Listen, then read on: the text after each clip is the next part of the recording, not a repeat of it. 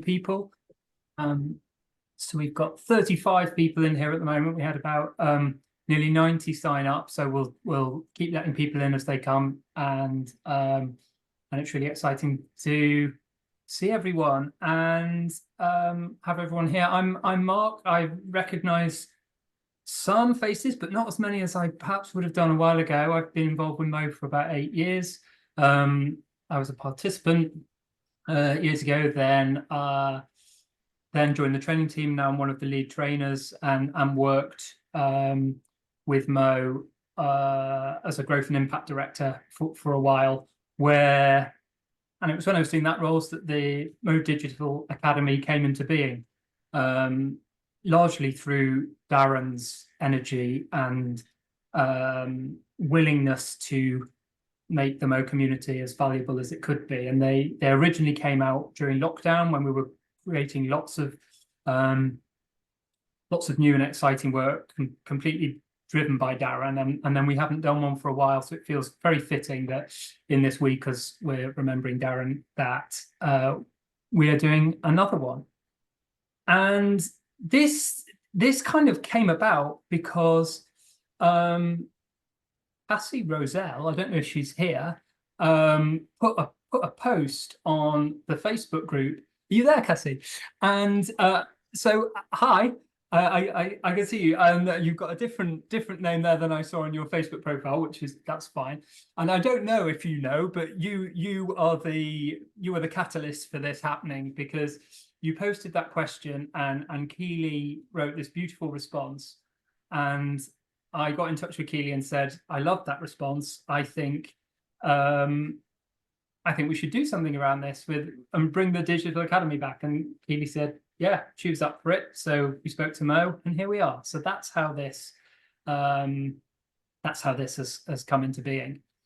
And it's my absolute pleasure to introduce Keeley. We were on the training team together at the end of last year.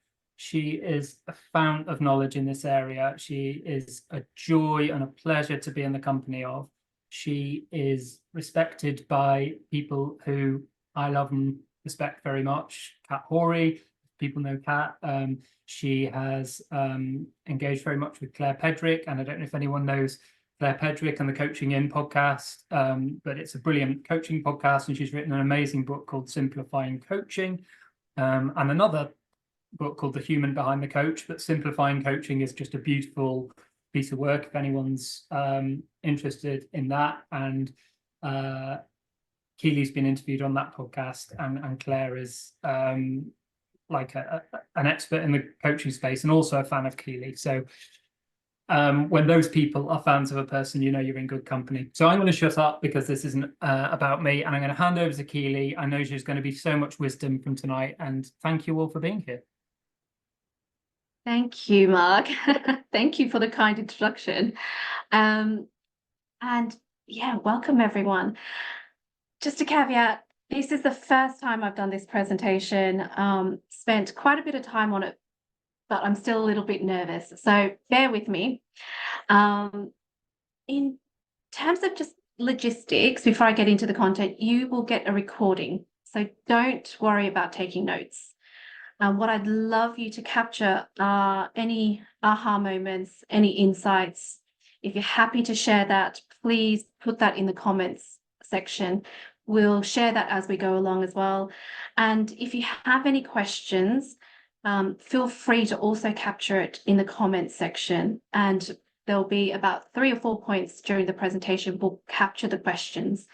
So unlike the training that we have, some of the questions might be answered along the way. So why don't we capture those at the points that we take a pause.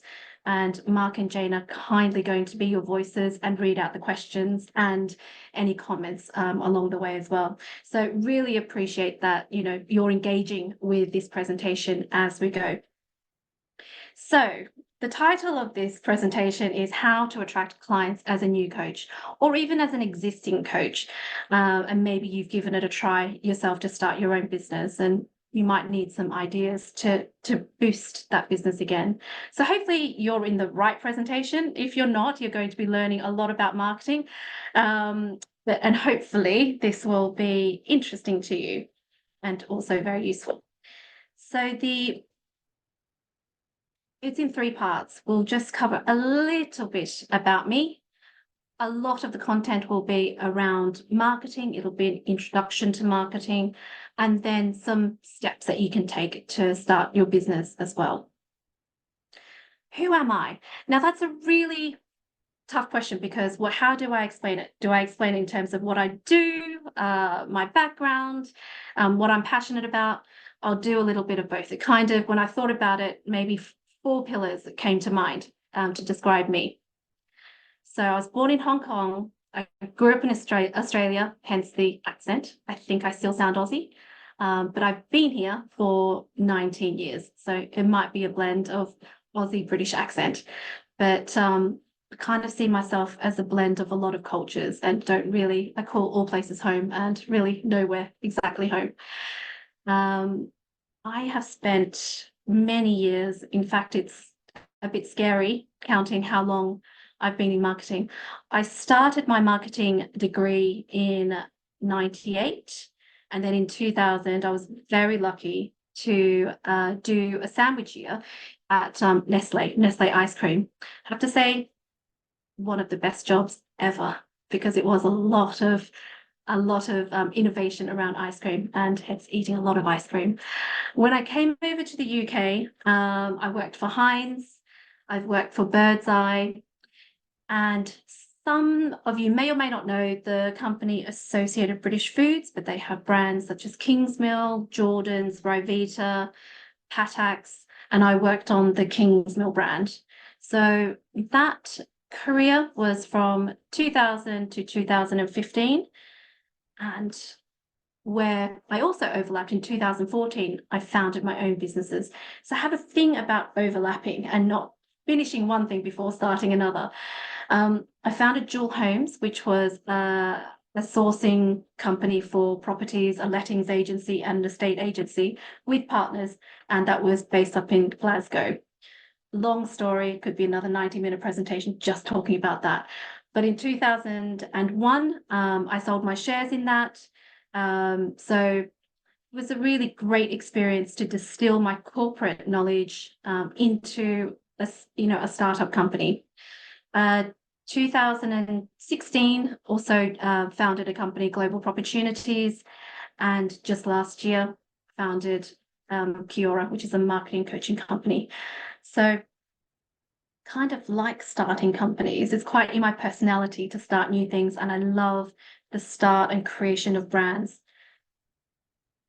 And been giving it a lot of thought. What brings these things together for me, and what I love doing can be defined by my 3 core values. The first one is connection. Everything I do and the decisions I make, I can distill back down to, it's because I have such a deep desire for connection. The second of my core values is growth. I love learning new things, sometimes at the detriment of becoming an expert in one thing, but I'm so curious, and I just love learning new things. But the third one, which is so important to me, is there's no point learning about new things and just keeping it to myself. I also want to have an impact, and just a drop in the ocean and the ripple effect. And I felt like I've been on the receiving end of amazing coaching, amazing self-development, amazing marketing experience. So if I could just help others to then have a ripple effect on your lives, and therefore you help other people, that would be amazing. Just a bit about my coaching journey so far. Now, Mark mentioned Kat. Kat, some of you might know already. She's part of the MOE community, one of the lead coaches. And Kat was referred to me by a friend of mine, a very dear friend of mine in Australia. And she was my coach 2 years ago, pretty much exactly 2 years ago. And I remember it really well, because I went in to want to talk about one thing and came out realizing, oh my goodness, I want something completely different. And now I recognize some of the tools that she used. And one of them was shining up a goal. And what I realized, and one of my issues, was that I was experiencing the opposite of burnout, which was rusting out. I wasn't using what I'm passionate about, my talents, what I'm interested in my day-to-day. And I just wasn't enjoying what I was doing. And I was finding it very, very difficult to get out of bed in the morning. So when we talked about goals, my goal was actually wanting to bounce out of bed in the morning and look forward to the day. So I gave Kat quite a difficult brief in terms of how can you help me do that? And the outcome of, I think it was about 6 coaching sessions, I realized, freedom was really important, and having the flexibility, and actually going down the life coaching route would be a really great option. So I signed up to MOE and did that, and was certified in March 23. So just 13 months ago. It felt like yesterday doing it, and it was an amazing experience, and very, very worthwhile. So only certified for 13 months. So that was my MOE certification. And then I gave myself 12 months to just explore. If I wanted to niche, if I did, I just want to explore different kinds of opportunities, different kinds of clients. So I coached in self-development with the Enneagram. An Enneagram is a personality profiling tool, which I also became a practitioner of. And that was, incredibly interesting, still very interesting for me. I did business coaching along the way. I found myself coaching couples on their goals, which I loved as well. So, and also I had some opportunities doing career coaching. Interestingly, all of those coaching experiences needed life coaching tools, because none of those stand in one single element. It links all the way with every aspect of your life. So I was so lucky and so grateful to have the skills that I learned from MOE to be able to coach effectively. I live in Malvern, and I was so lucky to be able to surround myself with coaches. It was a walk back in February last year that Kat actually messaged me to say, "Are you free? There's a coaches walk in the Malverns," and that's where I met Claire Pedrick and 17 other coaches. On that day, probably about 6 of them had decades of experience. And back in February, I hadn't even qualified or been certified as a coach. So I was quite nervous going into the coaching space, asking myself, how can I actually compete with people with so many years of experience? I wonder if any of you have that thought as well. But I made sure I asked the question, what was your journey? How did you start coaching? How did you start attracting clients? And some of them were quite new as well, talked about how they attracted clients, but also some of the newer coaches wanted to understand, was it necessary to have a niche? Did they need to have a specialism? And maybe this comes up with all coaches, I'm not quite sure, but I found myself attracting conversations around niches as a coach. And what I realized was, and as I was creating this presentation, I realized calling yourself a life coach is absolutely fine, but it's like having a shop without a sign on your shop front, because life coaching is quite a big statement. And then if I flip it around to say, if I'm going to recommend you as a coach to someone, it's quite rare that someone would say, "Keeley, I have a huge life problem. Can you introduce me to a life coach?" What I would maybe have someone ask me is, I'm having maybe a confidence issue. Can you introduce me to a confidence coach? Or I'm having issues with transitioning out of work. Can you introduce me to a coach that can help in that area? And what I find is, it's just kind of your sign at your front door. Once you're in, like this deli, once you're in, maybe you're in there, you go into a deli for cheese, meats, whatever, but you're finding a plethora of other things that you can buy. And so similar to that, although you're calling yourself a certain style of coach, what you're doing is using all of your life coaching skills that you've learned through MOE. And that's what I found as well. Like I said, even with business coaching, because that part of your life is impacted so much by other parts of your life, I visit, family, relationship, health, even when we're talking about business, it's very difficult to pull those apart. So I actually think that niching or being a specialist is important, not because that's the only thing you do, but it's the way you attract people to you. I also had an opportunity to coach a couple of my new friends in branding. I was just having a conversation with my friend Rebecca, and she said, "Oh, I need help rebranding." So I offered a free session, and her partner Todd wanted to be part of it just simply because I got so excited. He couldn't understand how anyone could get so excited about branding and marketing. So he just joined as part of it. And I remember very clearly that morning, I got up at 6 a.m. and this was last April. So, it's not exactly the hottest day in the world. Got up at 6 a.m. and I was rearing to go. I was so excited. And at that moment, I realized I'm jumping out of bed. That was my goal with Kat. I wanted to jump out of bed in the morning and be excited by my day. So I realized actually that's the feeling. That's what I want. And that's why branding and marketing coaching became my specialism and niche. So although I gave myself 12 months to go and explore, I found it pretty quickly. I found it back probably in April or this time last year. But not having the pressure to find it, I think, was key. And when I reviewed it, I realized actually all my past experience led me to this journey, or the journey led me to this, to marketing coaching. So my 15 years of corporate marketing experience, the last 10 years of being an entrepreneur, and the life coaching skills I gained from MOE has just led me to become the marketing coach. But what's more important is that it's with purpose-driven entrepreneurs.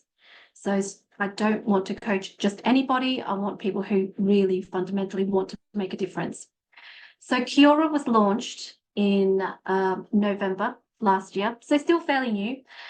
I'll talk a bit about the branding and the logo a bit further in the presentation.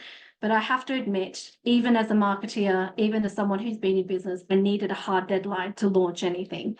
And this was launched off the back of me saying yes to an opportunity of being on a podcast interviewed by Claire Pedrick. So that's another key message for me, is saying yes to opportunities. And as Mark said, I loved how this opportunity just kind of fell into my lap, but really Mark was fantastic in initiating this. The conversation happened at something like 8 o'clock at night, and by 10 o'clock the next morning, it was, yes, we're doing this. So I'm so grateful for this opportunity. And so with MOE being able to give back and be able to share my experience and skills to help you is a fantastic opportunity to do this presentation, but also being on the pathway, on the Train the Trainer pathway. And I love it. And what that gives me are the skills to be able to facilitate. So I'm getting free training while I'm giving back to the community as well, which is what I love. I actually said yes to being on Claire's podcast in July last year before I even knew what I was going to say. I figured I have a few months to figure it out. And Claire was fantastic. She gave me a go before anyone would. And, I can't explain why, but I asked Claire why, and she goes, well, you're just authentically you. So, I'm so grateful for Claire giving me an opportunity to be interviewed by her on her podcast, The Coaching In. And we'll pop the link to the podcast on the comments if you want to ever have a listen to it. And maybe that will complement this presentation in terms of building your knowledge up as well. Oh, and just to say, before I go on to this, Mark is going to be on The Coaches In as well. So I'm very excited. I believe that's going to come out next month. So I'll be looking out for that episode as well. Very excited about that.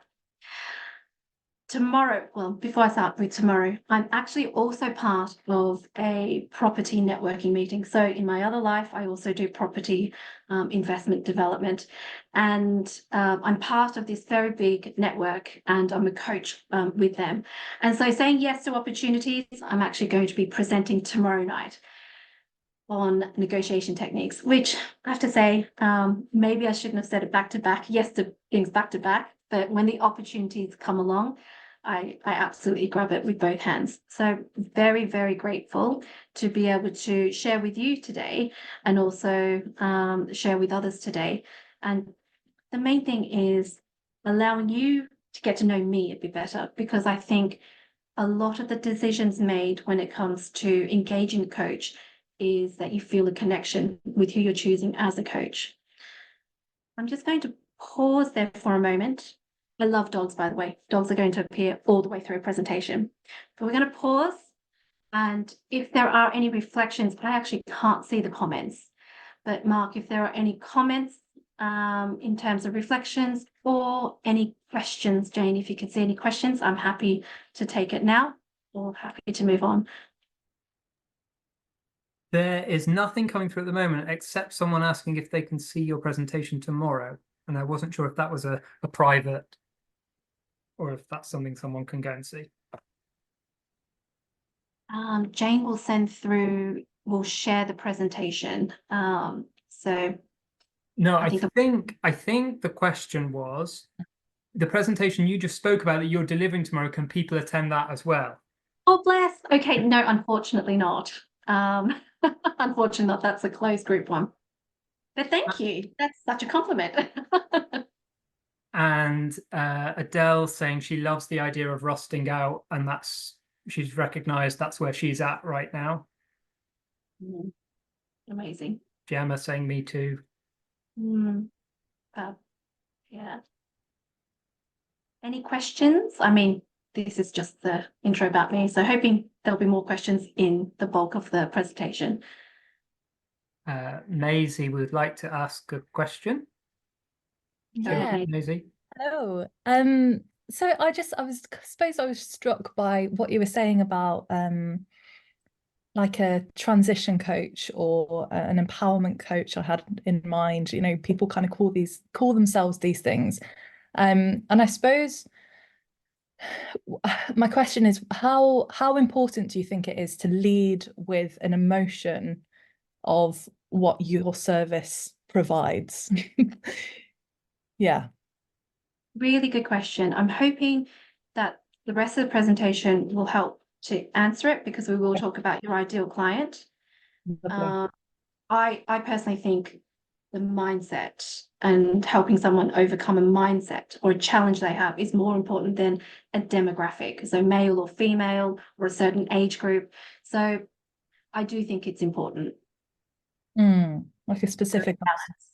There is a balance between niching yourself too much and going too specialized versus, you know, having a bit more of an umbrella approach. But we'll go into a bit more about how you can get there. Lovely. Thank you. You're so welcome. Anyone else? Otherwise, we will move on. Yeah. So, intro into marketing. Struggled with pulling this together in a with a presentation with questions into like around a 60-minute presentation with 25 years worth of knowledge. So what I have managed to do is literally do, if you can imagine, an iceberg is just the tip of the iceberg. So hopefully this will give you an overview, a bit of a pathway to how you can create your marketing strategy. But before we do, I would love to know just a few comments, just a few reflections of what is marketing? What does marketing mean to you? So I'd love to pick up in the chat a few people just answering what is marketing? Yeah. If you can just type it in the chat, that would be great. Can you see those, Keeley, or do you want? No, I can't. Sorry, I don't have the screen too. That's all right. So we're going very quickly. How to sell yourself or a product, letting your client know about you before they know you, strategy to sell a service or product, PPPP, product, price, place, promotion tied together to connect customers, your brand and selling yourself, bridge. I'm not sure, Adrian, if you want to expand on bridge and if you do, then yeah. That's Oh, okay. you've unmuted. Go for it. Yeah, so by bridge, I mean, I look at it, marketing as what is the best way to reach to people and the intention behind. So for me, bridge is what I want to help people with, and so calling out and what their needs are. Thank you. That makes That sense. is brilliant. Coming up with a story or strategy to sell your product or service, how we present ourselves or a brand to an audience, and causing an emotion. You know what? I have to say, you guys are far more advanced than I thought, because when I've asked these questions before, a lot of people would say social media posts or a website. So I'm very impressed. Yeah, no, you have a very good grasp of what marketing is. So just not my definition, but Philip Kotler, if anyone knows, the father of modern marketing. I had one of his textbooks back at my university days. So he defines marketing as the science and art of exploring, creating, and delivering value to satisfy the needs of a target market or your ideal client at a profit. I have a few words I just want to pick up within that. I love how he describes it as a science and art, because sometimes people think, oh, it's just an idea. You can come up with an idea. And actually, there is a science behind it. There's a process. There's a bit of a system to go through to get to your marketing strategy, or even before people see your executions of it. You can sign up to a lot of programs. I don't know, has anyone seen Create Your 7-Figure Coaching Business by, year 1? Has anyone seen those? Yeah. They make my skin crawl a bit because actually they take you out of it. They take your personality, anything unique about you out of it, and they take you just through a process. You need to follow this exactly to the T. If you don't, you're not going to make the 7 figures. So there is a science to it. There is a step-by-step, path, but then the art is your uniqueness. It's the nuances. It's what makes your story and your brand unique. It's your why, it's your core values, and bringing out your personality.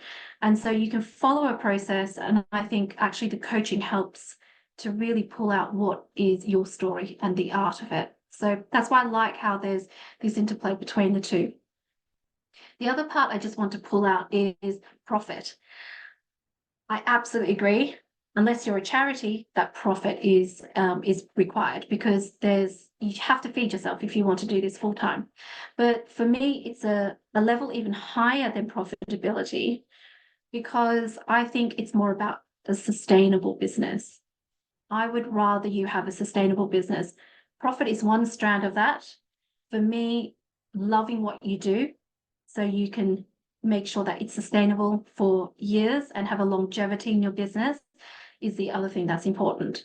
I've started businesses where it wasn't my passion. It was making a profit, but I wasn't passionate about it, so I had to leave it. So my learnings is that actually I have to be passionate about it, and luckily coaching and marketing is something I'm passionate about. The third part of sustainability for me is being authentic. It's very easy to go and see what other coaches are posting about and how they do their marketing.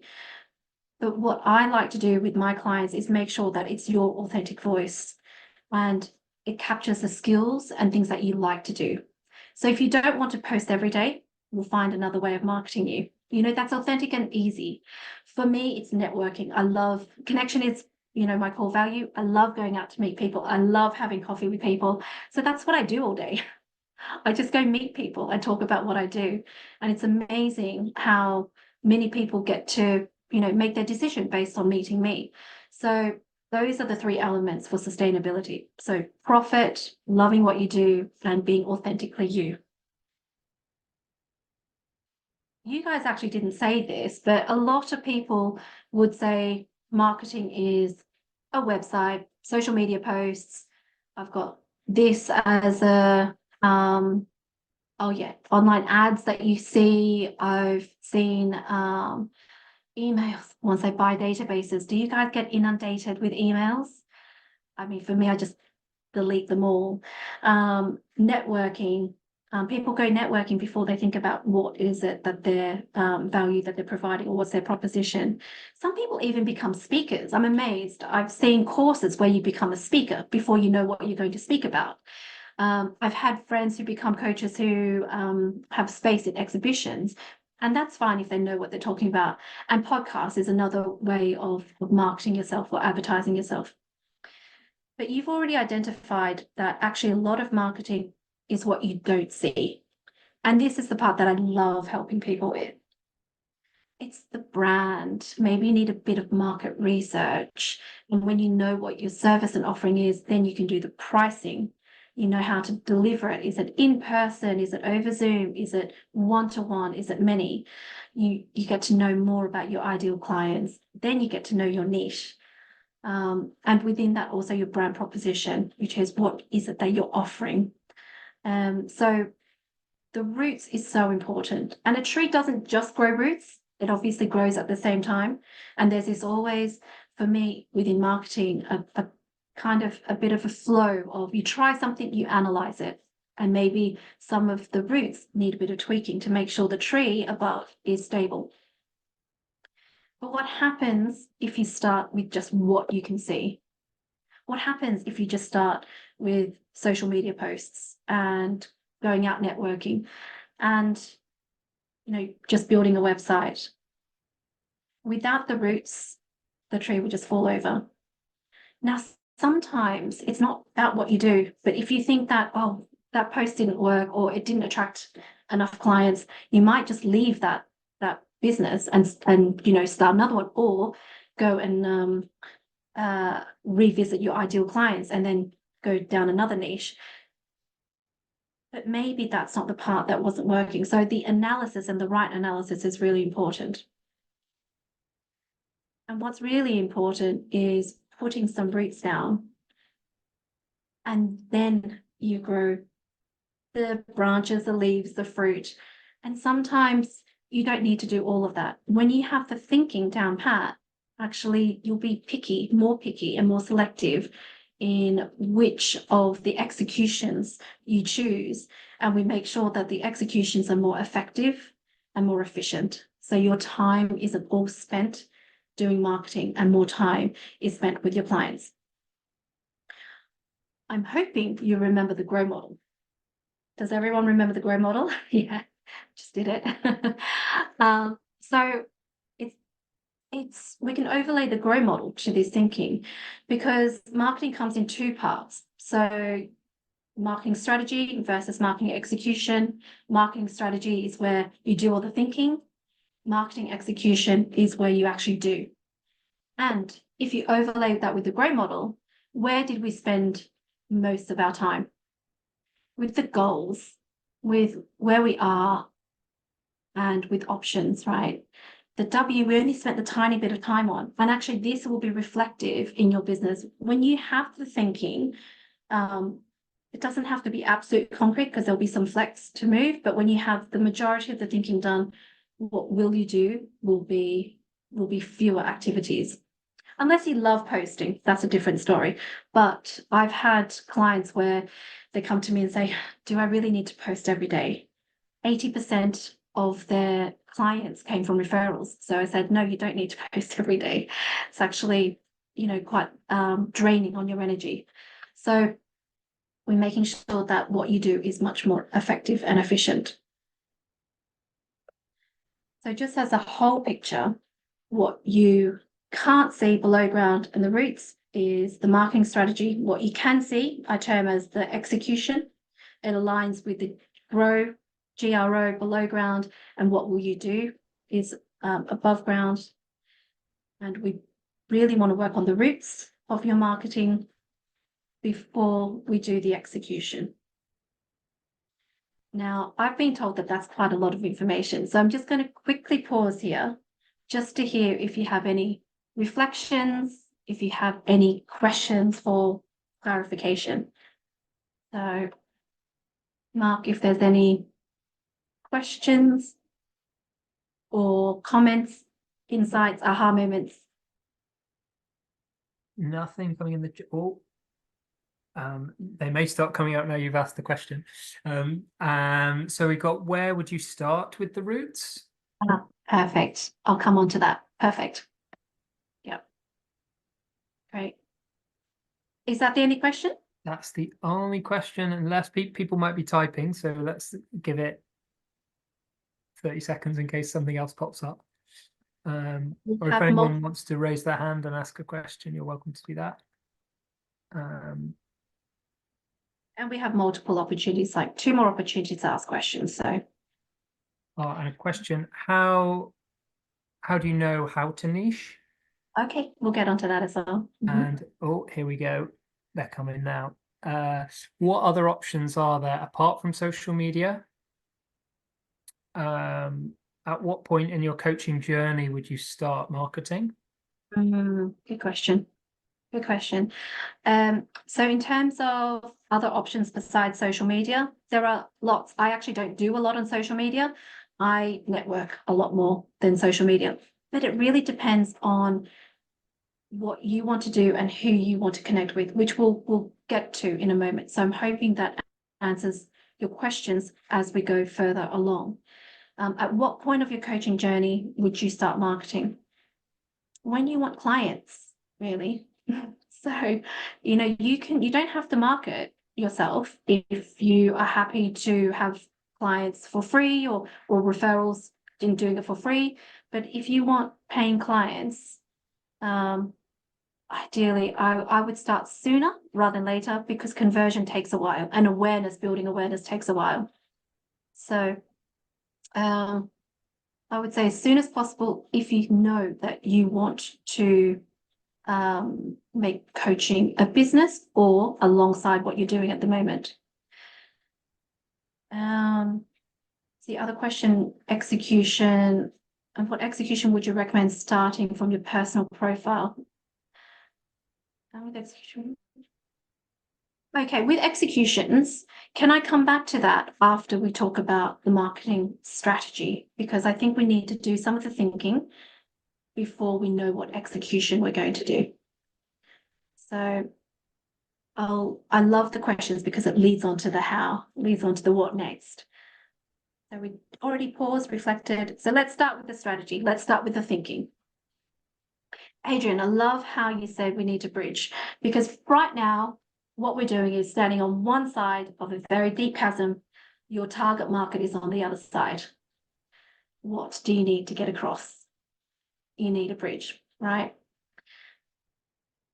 And if you're starting your marketing by just posting here, there, and everywhere, or building a website without the thinking, you're kind of building a bridge as you go. I don't want to build my business like that. I actually have a lot of respect for people just giving it a go as well. I have no problem with that. But then give it a go, have a think about it. Let's go back and plan. I have a client, Bev, she gave me permission to share her story.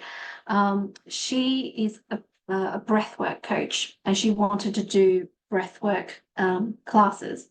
She built her website. She did a few posts on some networking Facebook groups, and she sat back and waited for people to sign up to her breathwork class. She waited and she waited. She had one person sign up for her first class, and that was her life coach. The second person who signed up for her class was actually me when I got to know her. And she just didn't understand why it wasn't working. Why? Because she's done a website and posting that people weren't coming. So she came to me and she asked for some marketing help. And at first we thought, oh, okay, it's actually, just how to communicate and bring awareness to her breathwork class. But actually, as we got into the detail of it, found that it wasn't just breathwork she wanted to do. She wanted to do Reiki as well. She's a trained yoga instructor. She wanted to do meditation and offer mindfulness as well. So actually what she was doing was that she was building her bridge too low. She needed something to encompass everything that she wanted to do. So we took multiple steps back and we built a more solid bridge. And that's what coaching and also the process that we go through will help, is you to build a solid bridge, to not just bridge you to your client today, but hopefully allow for room to grow as well. If you want to start off with one type of coaching but want to expand into others, what is your brand that can holistically hold everything you want to expand into? Because as part of a brand, you want to innovate as well, and want to grow yourself. So we take a step back to have a look at what you want to do today, and maybe what can also capture what you want to do in 2, 3, 5 years' time. So what I'll do is take you through Bev as a case study through the different processes as well. So the first step in building your marketing bridge is your brand. What I'll do is go through a little bit of detail, a few more questions and detail in terms of how you build your brand. And you will get this presentation, so you will get these questions, so you can work on it as well. The second pillar is your ideal client. And we'll also go into the details of your ideal client. So you need to know both, because you need to know from point A to point B what the bridge is to bridge the two across. And that's where, some of you know the 4 Ps within marketing strategy, your marketing mix. But to bring it down to normal language, it's your service or offering. It's your pricing or your levels of pricing. It's why choose you. Is that your story, your credentials, what is it about you that your client chooses, why they would choose you? And what's the benefit? What is the genuine benefit you can bring to your clients? And then that's when we can create effective messages to your ideal client. And also the medium, what the channels are, where they are best able to receive the message of your brand and what you do. Back about 2013, I worked for a marketing training company to train corporate companies in creating their marketing strategy. And this example always stood in my mind with the media. Back then we're talking about multi-million-pound budgets with TV and radio, etc., etc. So, and we're not in that position, but the story still stays with me. The story is this homeless person would sit at Waterloo Bridge at peak hour. So when people are coming to and from work, there's a lot of people. Waterloo Bridge, there's hundreds, if not potentially thousands of people that would pass. But he was finding that he wasn't getting anything. He wasn't getting any money, even though hundreds of people would pass him. The reason why was because they're not open. Even though they're on that particular bridge, they're seeing them, but their mindset isn't open to the message or being open to even noticing him, right? So the medium not only means the traffic of people, the number, it also means, are you open to that particular message? Now, the same homeless person then took himself to sit outside a church on a Sunday morning as people were coming out. Fewer people, a lot fewer people, but they were in the giving mindset, and he actually generated a lot from then. So it's not always about the traffic. It's not always about the numbers. And if you have a think about it, as a coach, if you were to do one-to-one coaching, how many people could you actually work with?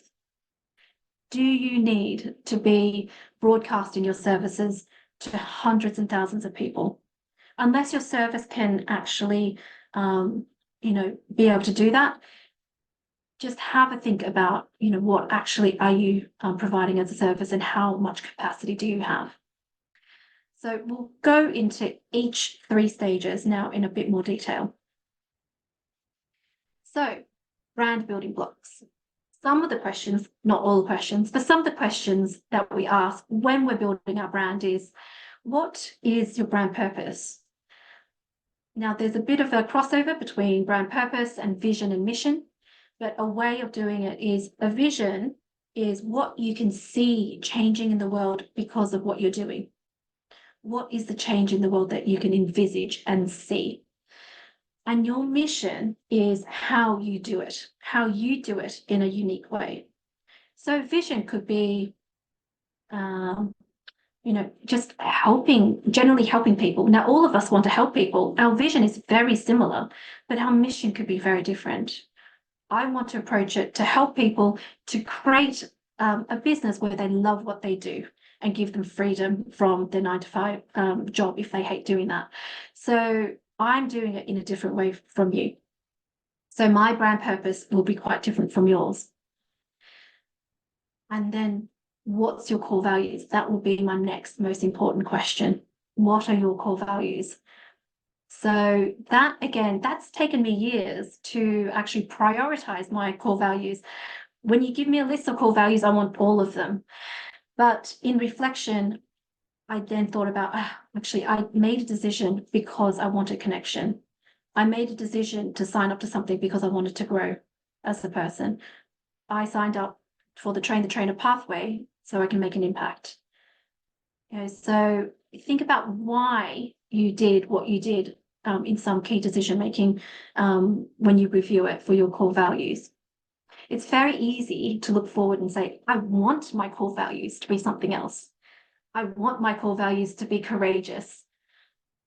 There's a difference between aspiring for a core value and really what your current core value is.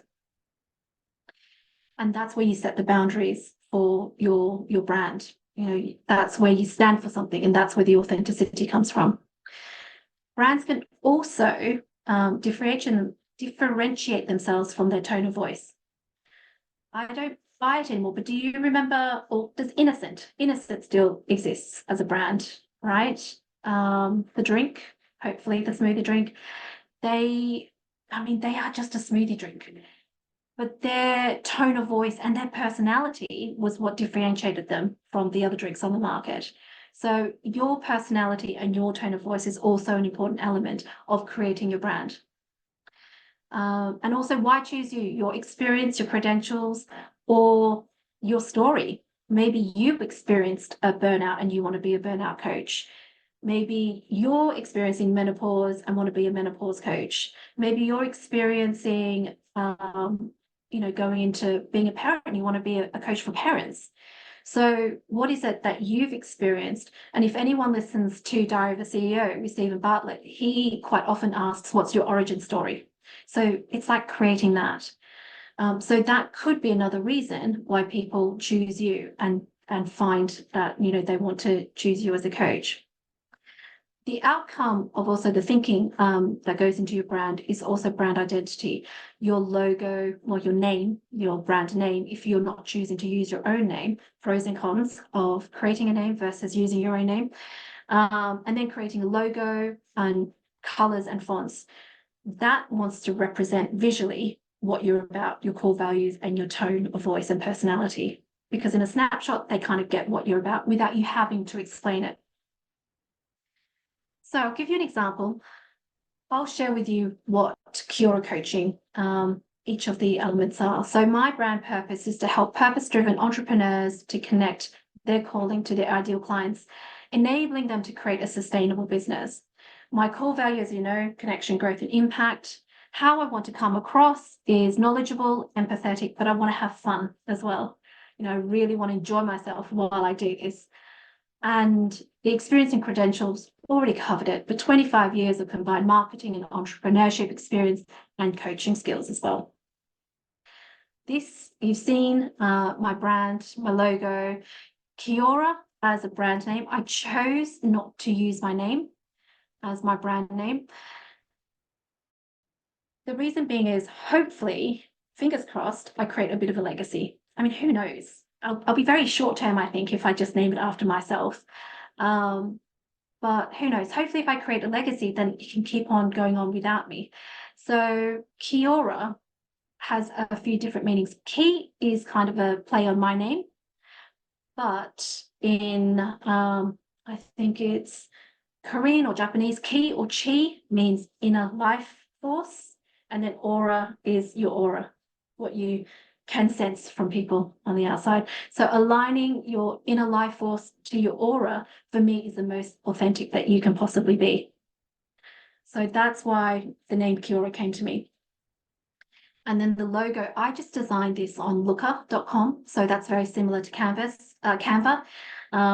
But I love this logo with the aura, and the colors I chose because the blue I feel is very grounding. That's the science kind of part behind marketing. And then the pink is more the aura, is more ethereal to me, and is the art behind it. So I feel like that's how my logo portrays what I'm about. And then a tagline of purpose-driven marketing coaching. Just a case study. So just to continue on with what happened with Bev and her breath work classes. When we went into the marketing thinking or her branding, we went into obviously the same questions I've just posed to you. And actually, by having the space and time to really think, she actually realized breath work is only what she wants to do now. She wants to do yoga, she wants to do Reiki, she wants to do so many different holistic modalities. And so we took a pause.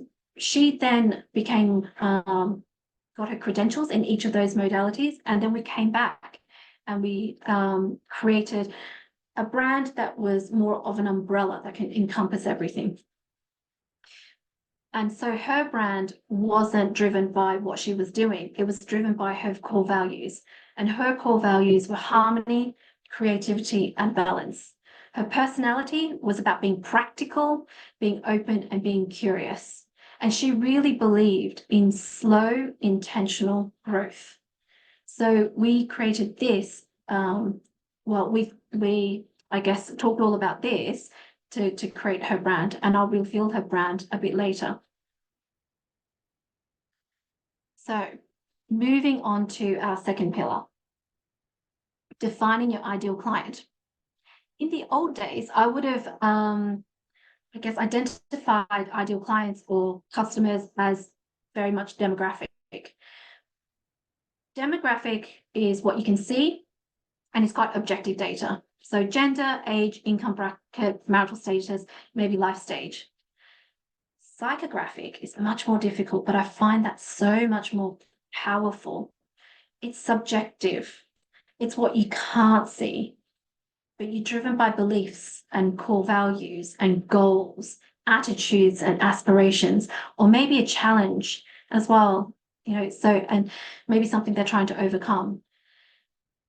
If you look at the demographics of my clients, they're all different, all in different life stages. What pulls them together is actually they believe in a better life for themselves and their families. They believe they don't have to be stuck in a 9-to-5. They believe that they can create something that's more meaningful in the world. See how psychographics is so much more powerful? That's for me anyway. Now, when you go on to, I guess, choosing your media based on your ideal client, sometimes you do have to overlay it with demographics. So are these people more likely to be male, female? Maybe you want to be targeting, advertising on a podcast is more female. But actually these days, I think with social media, it's a lot more to do with mindset. So, and I'll go into a bit of the media as well. So ask yourself the questions with your ideal client. Who are they? Do they have a common life stage? Is there a common mindset? What is their challenge? And what media do they consume? And not just media that they are maybe flicking on, but what are they actually engaging with? And how do they make decisions? Do they actually make decisions on social media or looking at a website? Or do they make decisions based on meeting you?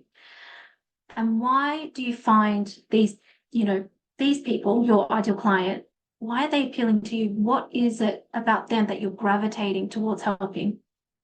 So these are some of the questions that we'll ask when we're painting the picture of your ideal client. So my ideal client are purpose-driven entrepreneurs of micro businesses. Now, micro businesses is defined as people who have 10 or fewer than 10 employees and a revenue of less than 1.8 million pounds. Covers a lot of people, so interestingly, I just had a look at this today. I thought I wanted small, medium enterprises, but actually I don't. I want micro businesses. The stage that I love the most is the startup stage, is this creation stage. That's very suited to my personality. So that's why I want to work with people who want to, just get the wheel turning. And that includes coaches, that includes therapists, that includes healers, instructors, Pilates, yoga instructors. I have a friend who wants to start an environmentally sustainable business. So all of those are very purpose driven. And I love that because it's their passion that makes the brand. I also want to work with charities, but that's, I haven't worked with them yet, but that's on the pipeline. I'd love to work with charities as well. Just to bring this back to Bev, her ideal client are professionals that are close to burnout. They're feeling anxiety. Their head is foggy. Their body is lethargic. They're feeling dispirited. They're feeling disconnected to themselves and with those around them. And they've lost the resilience to the difficult environment that they find themselves in, whether it's work, being parents, looking after elderly parents. She's wanting to help these people. Again, much more about a mindset than it is about, or a state of being, rather than it's about a demographic. On to the third part, which is the bridge, connecting your brand to your ideal client, the bridge. So some questions within this section is, what is a service or package of services that you offer? What's the benefit that you bring to your clients? Why will they choose you? What's your pricing model? How do people experience the services? What is your compelling message? And what's the best way to communicate your message to them? So what's the medium? Again, I'll give my brand as an example. So KiAura Coaching, my coaching is pretty much the core of it is one-to-one. I'm developing, there'll be stages where I introduce more levels of different types of coaching, but currently it's one-to-one. It could be a one-off or it can be a series of coaching. What's the benefit I bring to my clients? Helping you to create an authentic brand, creating a strategic marketing plan, and developing a truly sustainable business off the back of that. Why me? I've gone through that experience, and because I love doing this. What's my pricing model? With the one-to-one coaching, it's currently £150 an hour. I started off with 20, and I've just built my way up to 150. I think I have a bit of scope to move, maybe a year on, it'll be a bit further on. But right now I'm feeling 150 is the right price for my time. How do people experience my services? Either in person, which I love. I do love the connection you have in the room, or it can be via Zoom if you're not able to come to Malvern. So, and I also have some international clients as well. So, Zoom works very well. I'm very grateful to be able to do this over video call. What's my compelling message?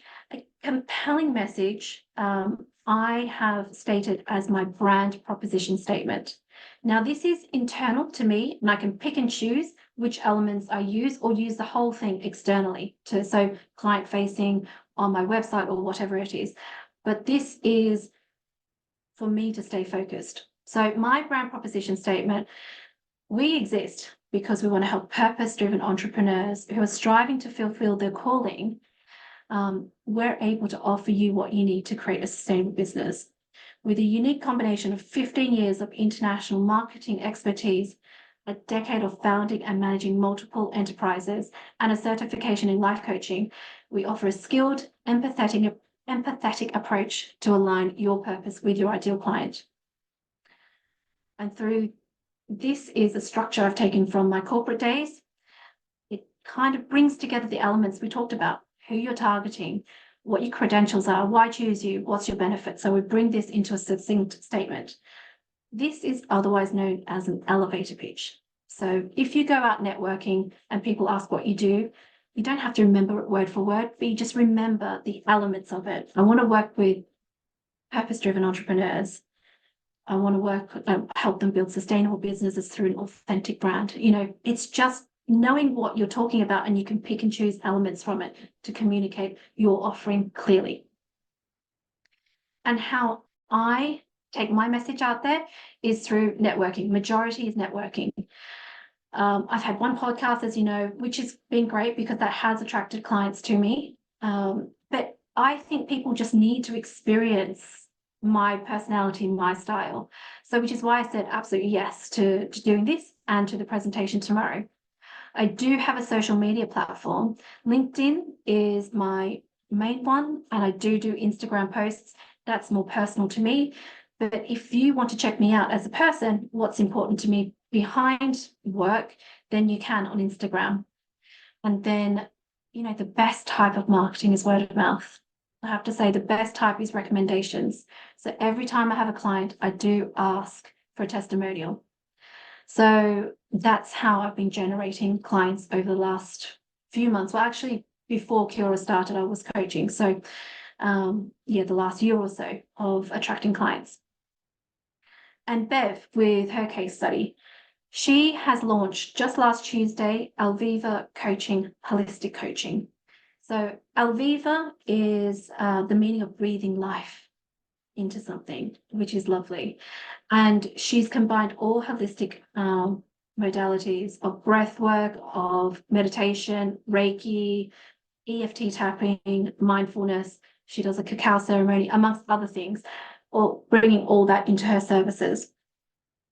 And because she wants to target professionals, her main social media platform is LinkedIn, but really she needs to go out there and network as well and just get word of mouth going.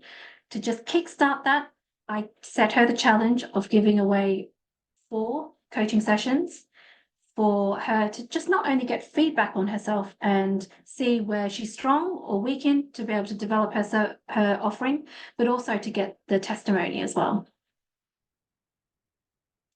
So just wrapping up, we have the 2 pillars. We have the bridge in the middle. With Bev's, we've got her brand of Alviva Coaching, her ideal clients of stressed out professionals, all her services, and the media of which to bridge herself to her ideal client. A lot more has gone into this and it doesn't fit on the bridge, but I'm hoping that illustrates the process and the art of how to get to your marketing strategy. I'm just going to pause here for any reflections, aha moments, or questions. Mark. Yeah, there's a few come in now.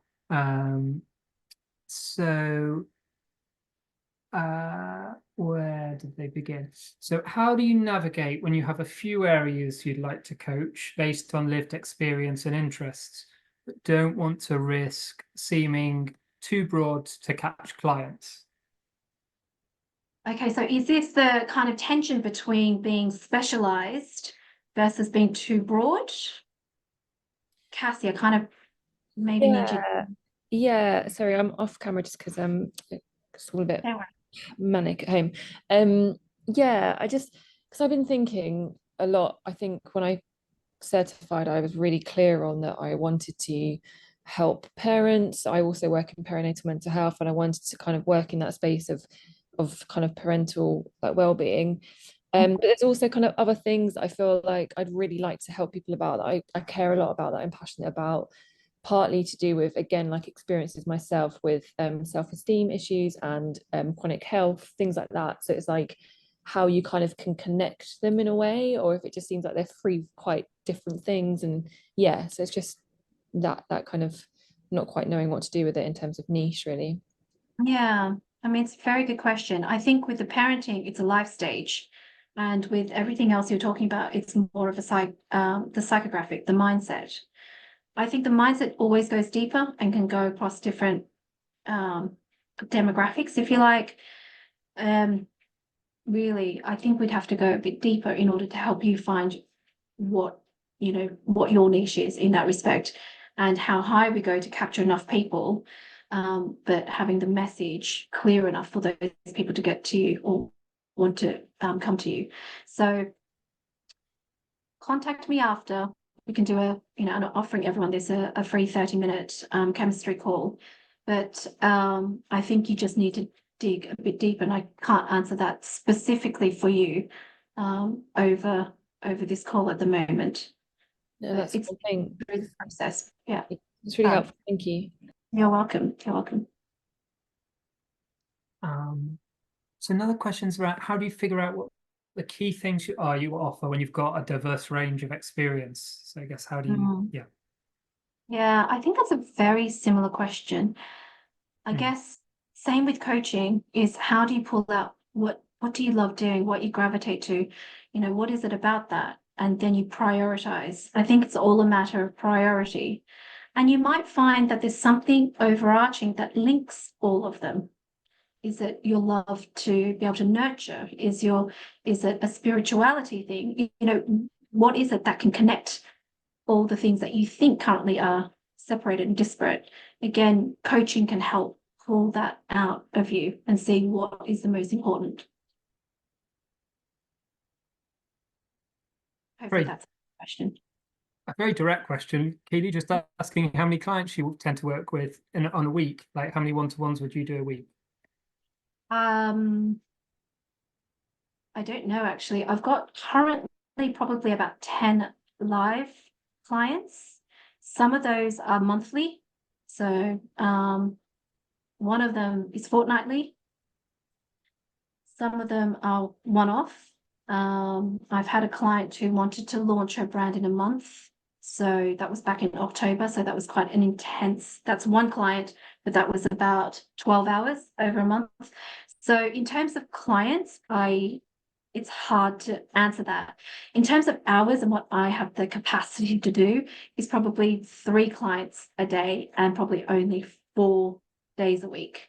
It's actually quite a lot of energy in being very present. So yeah, and also for me, I have to prepare and I have to do a few things afterwards. So it's not volume for me. It's a few clients I work with. Interesting question about voice and how you express yourself. Of something I struggle with is saying we when it's just an I. So it's only me. So yeah, just your thoughts around, is this a we or is it a me? Yeah, really good question. If I named the brand after myself, I think I would just say I. As I see with KiAura, it'll be in the future. Well, currently, actually, it's Steve and myself. My husband's part of the team as well. So it's we. I also find it really depends on how comfortable you are. Sometimes it's really hard to say, I did this, I did that. And then you feel like, oh God, I'm blowing my own trumpet. But when you're talking about a brand, you may want to be more general and say we, and it kind of, you know, steps you a little bit further apart. And you can say, we achieve this, we achieve that. So it really depends, I think, on how comfortable you are in talking about yourself. Yeah, so quite individual.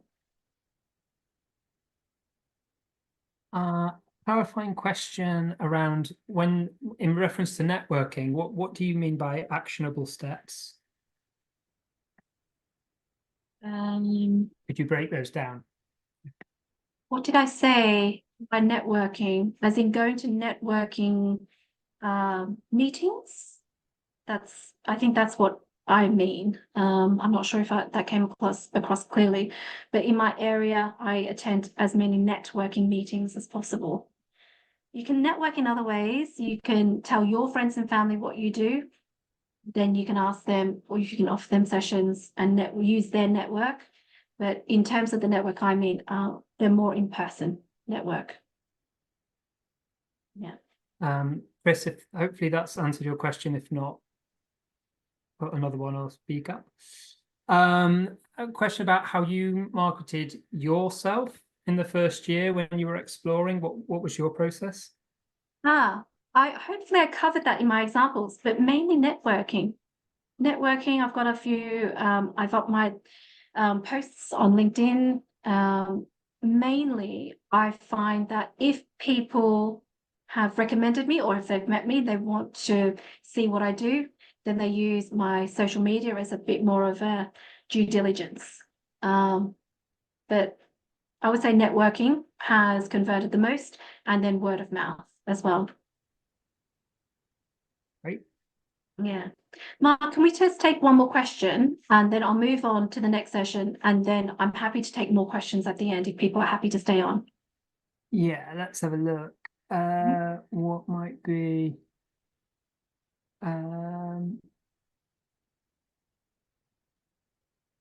so when responding to the ideal client questions, do you directly ask the ideal client you think about when you say it, or do you start with an assumption and based on your experience and then shape it? Yeah, I wouldn't ask my ideal client. It's a very hard question to ask your ideal client. That's market research. I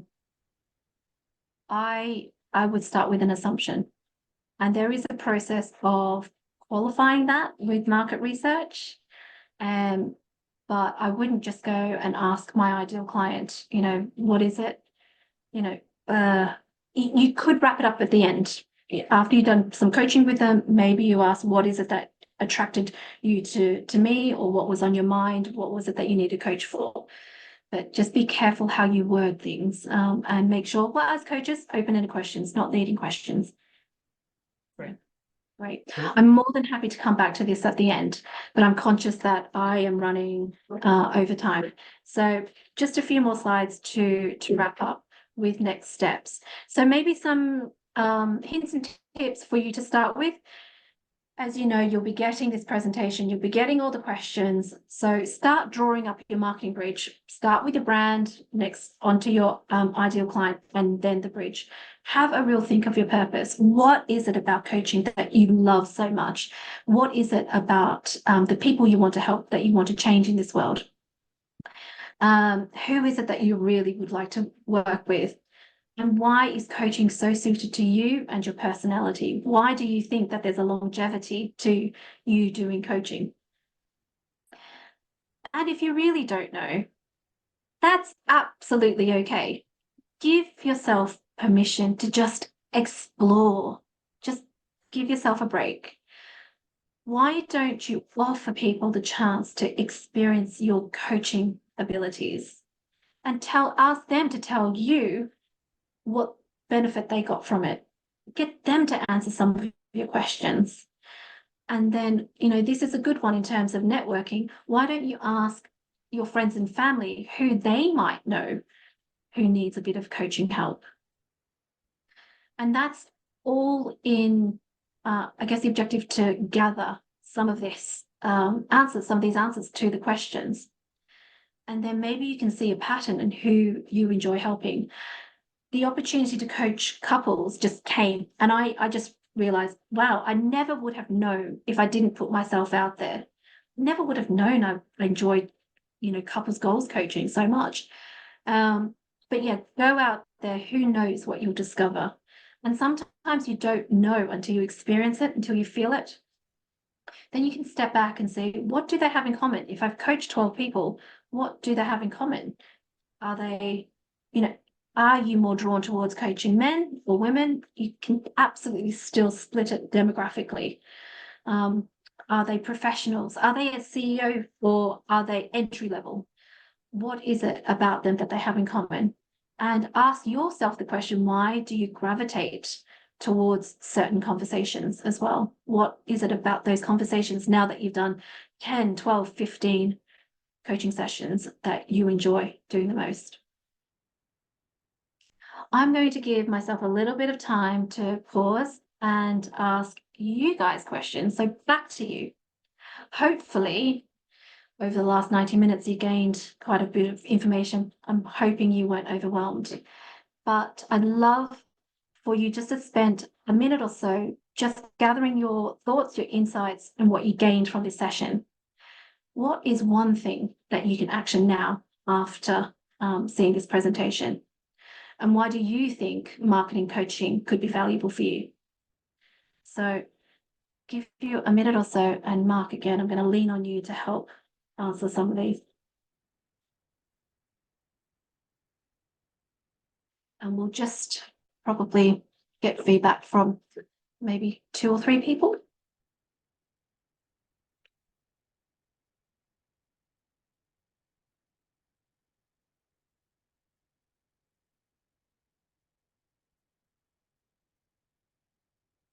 Just checking if any comments are coming in, because that's okay. If not, I am happy for you to continue to have a think about these questions, capture them in the comments, but happy to crack on. Mark, just checking. Are we happy to move on? Yeah. Yeah, just a few things. Psychographics been helpful, honing core values and brand. Set of questions relating to strategy was super helpful. Brilliant. Learning about coaching walks. Oh, they're fantastic. There's been a bit of conversation going on in the chat as well. So Oh, of awesome. supporting each other. Yeah, amazing, amazing. Okay, so if you did want to discover more about marketing coaching, I would say for anyone who knows they want to start a marketing business, a marketing coaching business within the next 12 months, possibly one-to-one coaching would be more suited to you guys. If you have a date in mind that you want to launch, or a date in mind that you want to maybe retire from your job, then one-to-one coaching sessions to really help you create your marketing strategy and possibly beyond your marketing executions and beyond is absolutely fine as well. I'd love to do that. Starts with a free 30-minute chemistry call just to see if we can work together. And for all of you, and I don't actually know how many are on this call tonight. We topped out at 48 at one point. 48. Okay. So for the 48 of you, minus myself and Steve, 46 of you, I'm offering 50% off the one-to-one coaching. And that's for April to June only. So if you're interested, please email us at connect@KiAuraCoaching.co.uk, and that's just going to go on the comments section at the moment, so you can just have a direct link to that. For some of you who are just like, do I, don't I? I'm not quite sure. I'd like to have a think about it. Maybe I just want to explore a little bit further, but you're not 100% sure if you want to create a coaching business, then I'm creating a group coaching session specifically for you guys. It's not available to anyone else. As you know, my core offering is just one-to-one coaching. But if you want to just explore, we're going to do this in 3 parts. Part 1 will be your brand. And there are 3 dates just to cover part 1. So 1st of May, 4th of May, and the 15th of May. I'm allowing 90 minutes. But I'm going to create it as I go. So allow maybe 2 hours in your diary. I'm hoping to be done in 90 minutes. But that is creation of your brand and going deeper into specifics of your brand. Even if one of you sign up, that will be going ahead. So you might end up having a one-to-one session for £50. And so that's going to go ahead. If none of those dates work for you, then by all means, just email us that you're interested and we'll create a waiting list. So just to be absolutely clear, those 3 dates, you just need to make one of them. And that will be on your brand creation, right? So if you can't make any of those dates, then please just let us know and we can create more dates. And then if we know more people then want to move on to then create their ideal client, picture of their ideal client, there'll be a group coaching sessions for part 2 and then the bridge for part 3. But I'm basically creating this on demand for this group only. So that's why I'm not committing to dates for part 2 and part 3. So anyone who's just curious about it and wants to be just explore further, then please, again, just email us. Let us know that you're interested in the group coaching session and which dates you can make. Ideally, if you can make, either one of those days, just let us know, because if I can move you around to make it a more even group, that would be amazing. So just let us know which of those dates you're available for. If in doubt, just get in touch. Get in touch. We can have a chat for 30 minutes. We can discuss, whether or not it's one-to-one coaching. That would be most helpful. If it's exploring and doing the group coaching, or if it's no coaching. So you know, absolutely fine. And I'll be absolutely honest with you where I think we can work together or not. So no obligation. If you're up for a 30-minute chat, then please just do get in touch. And I don't know if anyone knows Jim Quick. He is a mindset and memory coach. He's amazing. But one of his quotes that I love is, when I teach something, I get to learn it twice. So for me, I got to learn all about marketing again and how to communicate it by pulling together this presentation. But what I would love for you guys to do is share any aha moments or learnings or actions on the MOE Facebook page. If you're happy for me to share it, then tag me in. If you're not, then please don't worry. But if you are tagging me in, I take it as permission for me to share on my social media platform as well. So if you want to tag me in, please friend me either on Facebook, Instagram, or LinkedIn. As far as I'm aware, I am the only Keeley Vuong-White out there. So tag me in. If you want to have a look at what we offer, a bit more about me, then go on KiAuraCoaching.co.uk. Otherwise, yeah, connect with me and I'd be very happy to have a chat with you guys. MOE have set up a fantastic feedback form as well.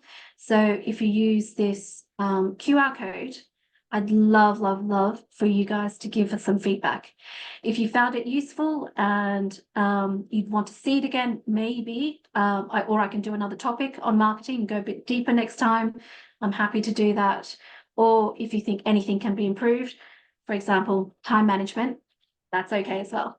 So any feedback would be really appreciated. And finally, I just want to thank you for your time. This is a real bridge. This is a real life bridge in Vietnam. So I love this because I'm hoping I can give you guys a hand to build your marketing strategy bridge as well. Thank you very much. I am happy to stay on for more questions, but again, apologies for going over time. If anyone needs to drop off, then please feel free to do so. Thank you, Keeley, so much. That was fantastic. And you've still even got 7 minutes. So I do. You do. You've even got 7 minutes worth of questions if people want to ask them. So there was stuff going through in the chat. If anyone there's just lots of praise and love and thanks coming through to you at the moment. Lots of appreciation for you. Can't keep up with all of that right now because it's whizzing in. But know that that's all happening and that's there. Oh, fantastic. I'm really happy to now take questions if you want to take yourself off mute as well, because as we're not rushed for time, I'm happy to take questions if anyone wants to ask. Hello, can you see me? Hi. Yes, Hi. hi, Taya. Hello. I actually have to drop, but I just want to say thank you for this session, because you prompted me to think about how I can go out and try and find a community of coaches, because I don't really know many coaches at present in my life. And you also made me think about some other actions I can take today. So yeah, it's just been really helpful. So thank you so much.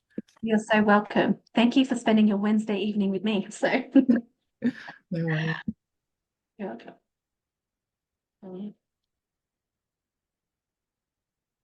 Anyone else? Or Mark, comments? Oh, can I just ask? Rachel, yes. Yeah, thank you. I did put it in the chat, but how do you go about market research on your niche? So I have reached out to a few people, but yeah, it'd just be great to get your opinion on that. Thank you. Do you have an idea of who your niche could be? Yes. Okay. Do you have any contacts? Can you ask them for a coffee or get together? Yeah. They're mainly online, if I'm honest. So it's Okay. people I've kind of been like mentored by, or I'm part of a training program with them. Yeah. If they could do you a favor. Now, marketing research, I would say, is quite a skill. We used to have a whole department dedicated to market research when I was in corporate. But as coaches, you guys have a unique skill as well to ask really great questions. questioning for market researchers are very similar to your coaching questions. So the listening, grow, and going deeper in understanding the, I guess, a deeper level of why. But if you can collect, you know, the people that you think you might want to be your ideal clients, then yeah, that's a start. But then you have to create the questions as well of, do you know for sure that they would want a coach? Is there a challenge that they would want to overcome? Is that why you're gravitating towards them? Yeah, so at the moment it's quite funny that the person you've described the case study. So I'm kind of doing breath work, yoga, Reiki, nervous system regulation. So I suppose people who are burnt out, people who are like spinning lots of plates, quite overwhelmed, but looking to potentially reach new heights. So something like bringing balance as well. That's what I'm thinking. Yeah, great. If you can get them into a Zoom room and just dig deeper on their challenges, their pain, and then they might not come up with a solution of, oh, I need breath work. They might not be aware of that. So you might want to just offer them your service, experience you, and then get feedback on that. So some things that might be a bit newer, and I don't know how many people know about breath work. It's becoming more and more popular. But if it's a service that's a little bit new, and people don't know, you also have to raise the awareness of it. So you're doing a job or two jobs, raising awareness of what it is, the benefit you're bringing, but also why choose you. Cool. All right. Yeah, thank you. You're welcome. Great. Were there any other questions? I know there was a few in the chat that got lost. Is there anyone who had a burning question that didn't get answered?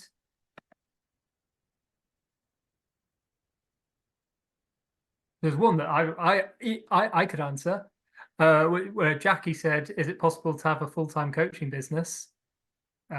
Yes, that was an easy one. I don't feel like I needed any marketing expertise to respond to that, but that was one that I saw. Mark, you do coaching full time. Yeah, exactly. And I guess also just to say, you don't need to have your own business. You can be an associate through, you know, other organizations as well. So you can do coaching full time that way. And then you don't have to brand yourself. Which is essentially what I do.